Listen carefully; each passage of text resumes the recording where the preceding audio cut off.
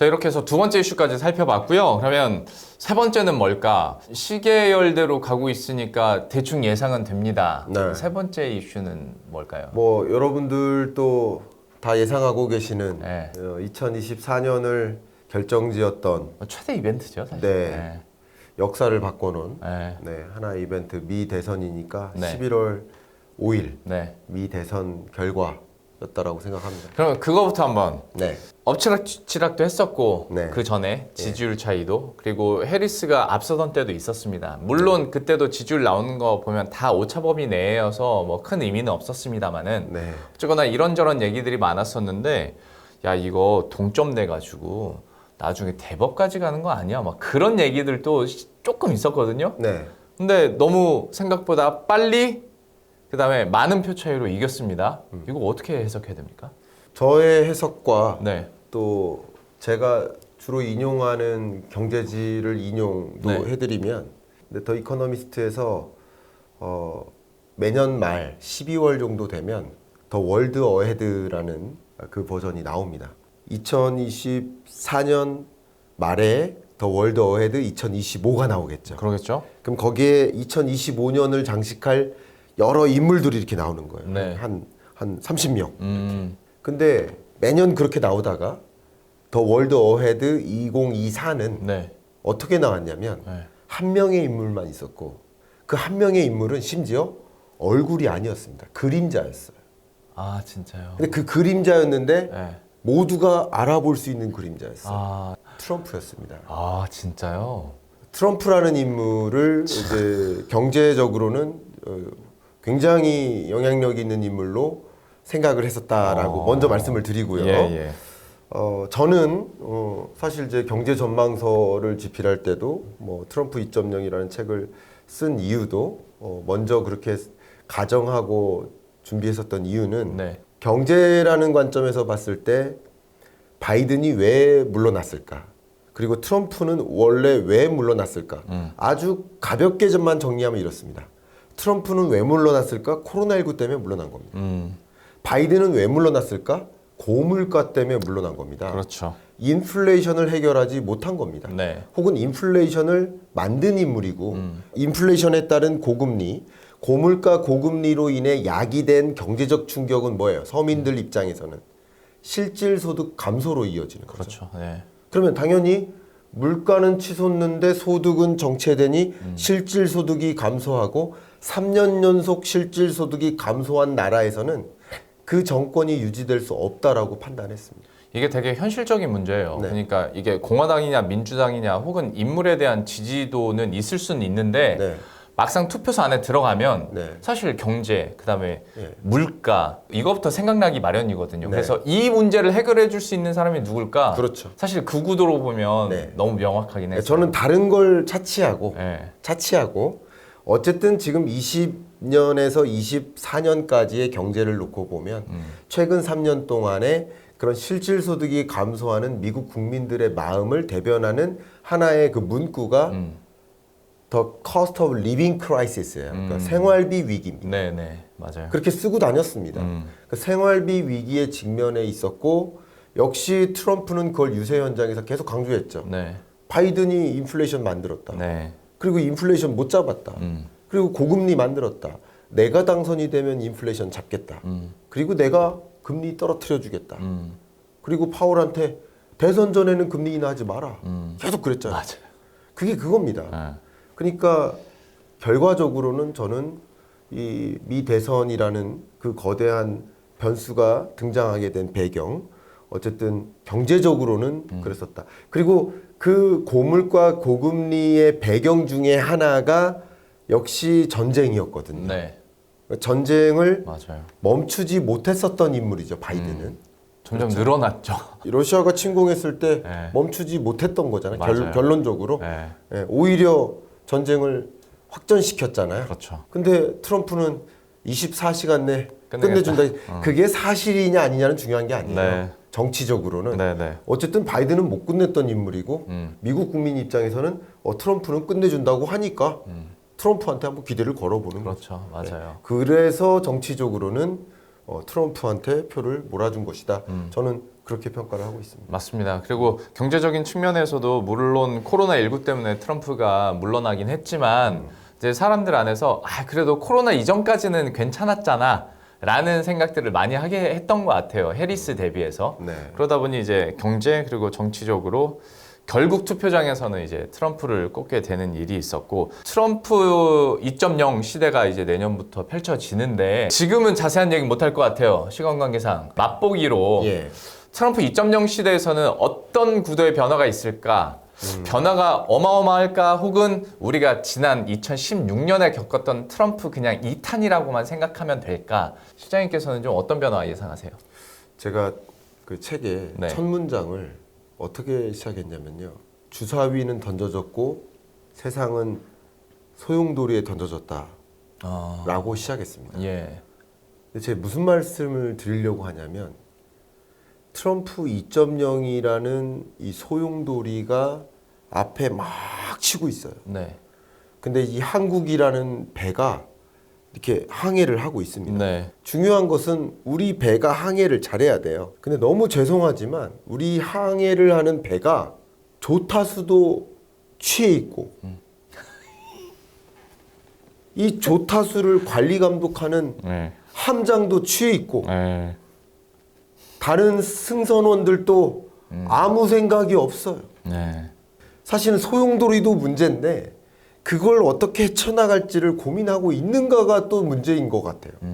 외재적 문제도 있는데 내재적 문제가 같이 겹쳐 있어서 저는 너무 걱정입니다. 저는 정말 너무 걱정입니다. 격하게 공감. 저는 정말 그 연구자로서의 걱정이 아니라 그냥 국민으로서 걱정. 정말 맞아. 이거는 국민으로서의 걱정이고 네. 여야의 갈등은 평생 홍익인간 이래로 있었다라고 할 수 있지만 지금은 이 순간만큼은 그래서는 안 된다고 생각해요. 예를 들면 그 소용돌이가 뭐냐면 아주 간단하게만 말씀드리면 트럼프가 우주산업, 반도체, AI, 자율주행, 전기차, 배터리 이 미래 유망 산업의 밸류체인을 다 끌어다가 미국으로 가져가려고 합니다. 그러기 위해서 기후변화 대응 안 한다. 그래야 미국으로 유치하기 좋아요. 법인세 떨어뜨려 주겠다. 관세 올려서 거기서 수출 못하게 만들겠다. 네. FTA 철폐해서 오히려 미국에서 생산하는 게 유리하게 만들어주겠다. 네. FTA 때문에 무관세로 수출하는 게 유리하잖아요. 예. 다 못하게 하겠다. 다 이런 식인 거예요. 다 이게 청사진이 그렇게 하는 겁니다. 네. 그리고 또 한 가지 마지막으로 전쟁을 멈추려는 것도요. 네. 지정학적으로 한번 생각을 해보세요. 다 속내가 있습니다. 꿍꿍이가 있습니다. 이게 뭐냐면요. 바이든이 실패한 이유가 중국을 고립시키지 못한 거예요. 왜냐하면 바이든의 정책은 동맹국주의예요. 맞아요. 그럼 동맹국들끼리 합치다 보면 나머지 국가들끼리 또 동맹국이 돼요. 그렇죠. 그러니까 지구가 양분되는 거예요. 그러니까 얘네들끼리 똘똘 뭉치는 거예요. 러시아한테 경제 제재했는데 러시아가 그 천연가스 원유를 중국한테 팔고 인도한테 파는 거죠. 그러니까 아무 문제가 없는 거예요. 쉽게 말하면. 근데 오히려 천연가스 수급을 못 받은 유로피언 국가들이 가난해지는 거예요. 그렇죠. 예. 그러니까 트럼프는 어떻게 하는 거예요? 오히려 고립주의를 선택해요. 동맹국적 대응이 아니다. 그래서 차라리 한국도 굳이 이렇게 친한 척하지 말자. 주한미군 철수하자. 우리 그냥 협상 관계야. 비즈니스 관계야. 적당한 거리야. 그러나 비즈니스적으로 유리하면 하는 거야. 이렇게 하면서 오히려 중국을 고립시키고 러시아한테 우크라이나 땅 원한다면 이만큼 줄게. 우리랑 친하게 지내. 중동 우리랑 친하게 지내. 북한 러시아 지원해줘. 그리고 북한도 나랑 친하게 지내. 결국 뭐 하는 거야? 중국을 드디어 고립시키는 거야. 네. 그 다음 최종적으로는 정점을 찍는 게 대만의 TSMC를 가져오는 거예요. 그리고 대만 땅을 내주는 겁니다. 껍데기만 내주는 거예요. 이게 큰 그림입니다. 네.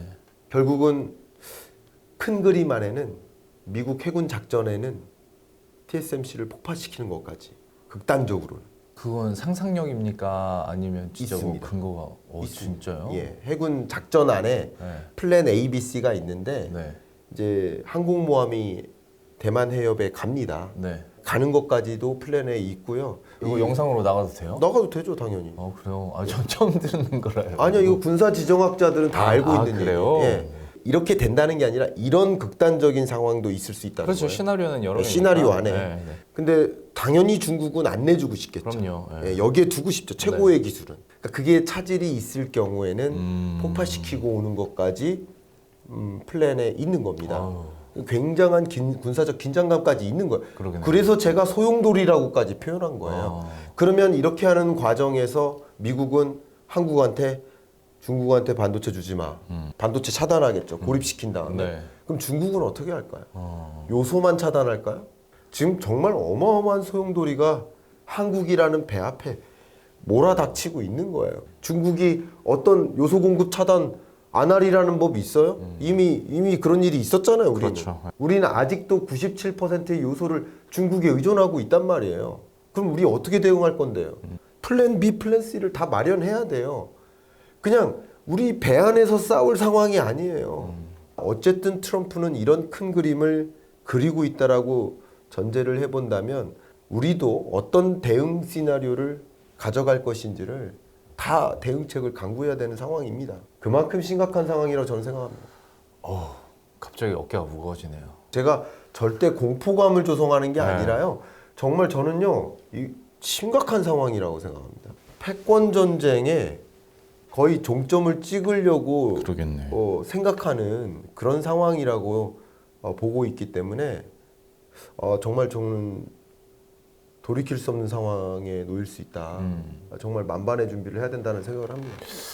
처음에 소용돌이 비유를 해주셨을 때 저는 그래도 좀 주식시장 관점에서 희망회로를 돌려보자면 그래도 경험했던 소용돌이는 우리가 어느 정도 감내할 수 있지 않을까라고 희망회로를 돌리려던 참에 설명을 들어보니까 전혀 경험해보지 못한 소용돌이가 앞에 돌고 있었네요. 한번 네. 저희가 자리를 한번 더 마련해 보겠습니다. 네, 그렇게 하시죠. 그때 그 각가지 시나리오를 한번 얘기를 해주세요. 네, 그렇게 해보겠습니다. 네. 트럼프 2.0 시대는 저희가 특집으로 다시 한번 실장님 모시고 다시 나와준다고 하셨으니까 한번 영상을 찍어보도록 하겠고 마지막으로 딱 하나만 탑3를 꼽아주셨잖아요. 네. 그런 동안 저도 생각을 해봤어요. 근데 저도 블랙 먼데이하고 트럼프 당선은 똑같거든요. 네. 근데 하나는 이걸 생각해봤어요. 국내에 국한되어 있는 거긴 한데 그리고 결과적으로 약간 용두사미가 된 느낌이 없잖아 있는데 밸류 프로그램이 나름대로 되게 야심차게 연초에 나왔다가 네. 시간을 지대하게 끌다가 약간 좀 실망감도 있고 근데 전 국민이 갑자기 PBR과 ROE를 공부하기 시작하더니 그걸 계산하기 시작했단 말이죠. 밸류 프로그램에 대해서는 1년 동안 거치면서 실장님은 좀 어떻게 보셨습니까? 국장에 대한 이제 실망감을 갖고 계신 네. 분들께 네. 뭔가 밸류업을 시키고자 하는 의지를 갖고 그런 프로그램을 만들거나 고민했다는 그 부분에 대해서는 상당히 칭찬해 볼 취지는 수 있는, 좋아요. 취지나 이런 것들. 네. 그럼에도 불구하고 근본적으로 이 머니 무브, 이제 거대한 돈의 이동, 이 투자자들의 돈을 생각해 보면 개인 투자자와 기관 투자자가 몰빵으로 국장으로 넣어도 네. 나머지 3분의 1인 외국인 투자자가 몰빵으로 빠지면 네. 그러면 좋은 장일 수 없는 겁니다. 그럼요. 그렇죠. 네. 머니무브를 봐야 돼요. 그냥 단순히 밸류 프로그램만으로 모든 것이 되는 게 아니라 한국으로 돈을 끌어올 수 있는 방법에 대한 고민을 해봐야 되지 않을까. 예를 들면 예. 국민연금마저 미국 주식 비중을 늘려나가고 있어요. 맞아요. 그렇죠. 예, 예. 근데 이게 잘못됐다는 뜻은 아니에요. 네, 또 네. 왜냐하면 국민연금 입장에서는 수익률이 좋은데 투자하는 게 맞죠. 예. 그렇죠. 기금을 까먹으면 또 안 되잖아요. 예, 그럼요. 근데 이게 사실은 공적 자금마저 미국 주식 비중을 늘려나가는 마당에 예.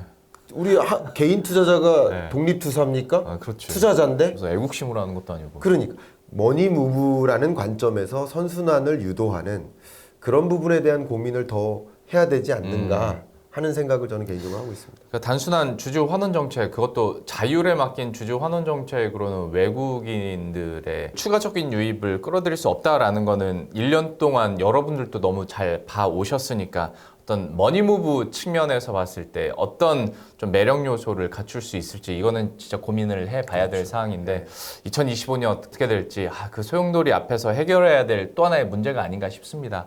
어떻게 하다 보니까 저희 계획으로는 리뷰 잠깐 하고 2025년 전망이었는데 리뷰로만 한 2편 나올 것 같습니다.